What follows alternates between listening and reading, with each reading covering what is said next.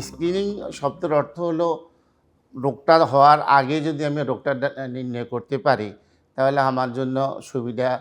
একটা হলো রোগটা আছে আদৌ আছে কিনা, আর থাকলে আর্লি ধরা পড়ে। প্রস্তুতির ক্ষেত্রে সাধারণত যখন মানুষের বয়স বেশি হয়, 60 অ্যাবভ, তখন রুটিন পিএসএ একটা টেস্ট আছে, প্রোস্টেট স্পেসিফিক অ্যান্টিজেন, সেটা করা যায়। একটা তলপেটের একটা এমআরআই বা সিটি স্ক্যান করা যায়। আর শরীরের একটা সিবিসি করে ইএসআর দেখা যায়। বেসিক হলো আপনার একটা বয়স্ক মানুষ যখন স্ক্রিন করতে আসে, আপনি বেসিক যেটা সেটা হলো পিএসএ করা, সিটি স্ক্যান বা এমআরআই করা, সিস্টোস্কোপি করে দেখা এবং ডিজিটাল রেকটাল এক্সামিনেশন, যেটা আমরা পাইপতে আঙুল দিয়ে দেখি। এটা একদম খুবই গুরুত্বপূর্ণ একটা অংশ। প্রোস্টেট ক্যান্সারের সাথে খাওয়ার তেমন সম্পর্ক নাই। আসলে এটা বংশ পরস্পরই হয়ে থাকে।